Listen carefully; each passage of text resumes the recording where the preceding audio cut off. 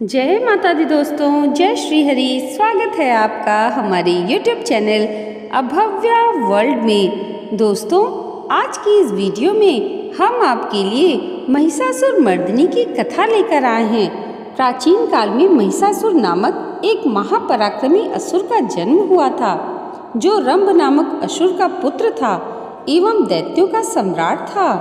उसने युद्ध में सभी देवताओं को हराकर इंद्र के सिंहासन पर अपना अधिकार जमा लिया था। वह अभूतपूर्व शक्तिशाली एवं मायावी था। देवताओं को उसने आसानी से पराजित कर दिया था। वह वहीं इंद्रलोक से तीनों लोकों पर शासन करने लगा और पराजित देवता उससे परेशान होकर ब्रह्मा जी की शरण में चले गए।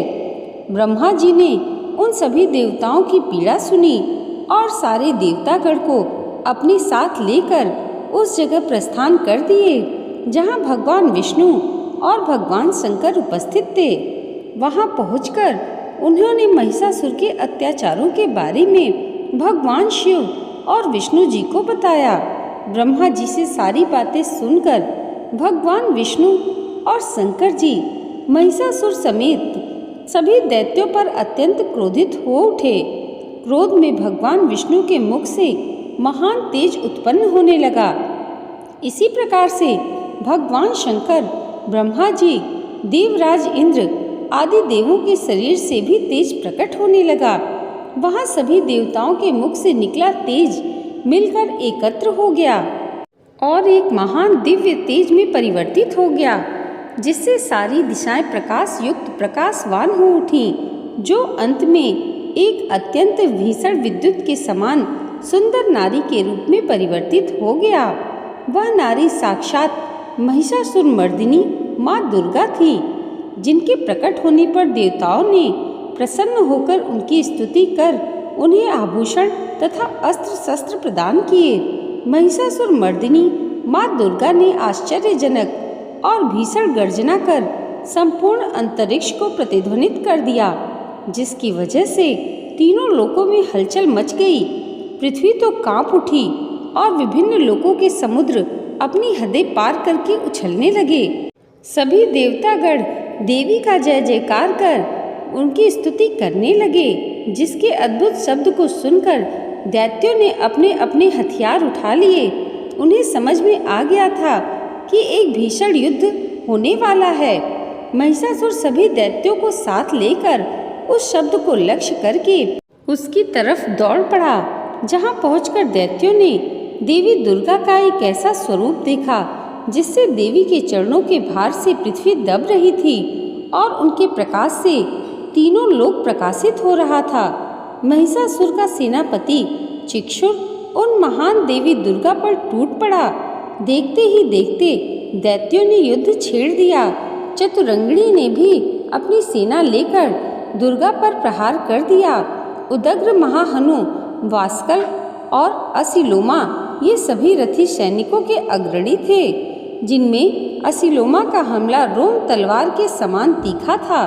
वह सभी युद्ध स्थल में आकर देवी से लोहा लेने लगे और इस तरह हाथी सवार और घुड़सवार सैनिक भी देवी को चारों ओर से घेर अस्त्र शस्त्र से प्रहार करने लगे। देवी दुर्गा ने खेल खेल में ही उन सभी के अस्त्र शस्त्रों को काट गिराया। उस समय दुर्गा निश्वास गढ़ बंद दैत्यों पर चढ़ गई और देखते ही देखते इसके बाद दुर्गा ने त्रिशूल, गदा और शक्ति की वर्षा कर बहुत से महादैत्यों का संहार कर डाला। दैत्यों की सेना में हाथी, घोड़े और असुरों के शरीर से इतना रक्त गिरा कि वहाँ कई रक्त कुंड बन गए। जिस तरह आग तिनके के ढेर को जला देती है, वैसे ही दुर्गा देवी ने थोड़ी ही देर में सारी दैत्य सेना का सफाया कर दिया। देवगण हर्षित हो देवी दुर्गा पर पुष्पों की वर्षा करने लगे। अपनी सेना का विनाश देखकर सेनापति चिक्षुर क्रोध से तिलमिला उठा और दुर्गा पर बाणों की वर्षा करने लगा। देवी ने अपने बाणों से उसके बाणों को काटकर उसके रथ के घोड़ों और सारथियों को भी मार गिराया। साथ ही उसके धनुष और ध्वजा को भी काट गिराया। चिक्षुर को अपने शूल पर बड़ा ही गर्व था, इसलिए उसने अपने शूल से माँ दुर्गा पर पूरी ताकत से प्रहार किया, किंतु दुर्गा के पास पहुँचते ही उस शूल के टुकड़े टुकड़े हो गए। उसके शूल के टुकड़े आकाश में प्रज्वलित हो उठे और दुर्गा ने अपने शूल के प्रहार से उसके शूल के सैकड़ों टुकड़े कर दिए और चिक्षुर को भी यमलोक का रास्ता दिखा दिया। दुर्गा के शस्त्र प्रहार से उदग्र भी धराशायी होकर यमलोक सिधार गया। अब महिषासुर भैंसे का रूप धारण कर देवी दुर्गा के श्वास से उत्पन्न हुए गणों को त्रास देने लगा।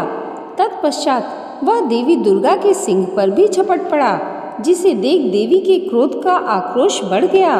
महिषासुर उग्र से उग्रतर हो अपने खुरों से पृथ्वी को खोद सिंहों से पहाड़ों को उखाड़ उखाड़ कर दुर्गा की ओर फेंक रहा था, साथ ही साथ गरज भी रहा था।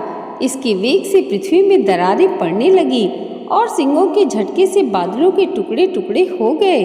उसने बड़े वेग से देवी दुर्गा पर आक्रमण किया, परंतु देवी ने उसे पास में बांध दिया। बंध जाने पर उसने भैंसे का रूप त्याग कर सिंह का रूप धारण कर लिया।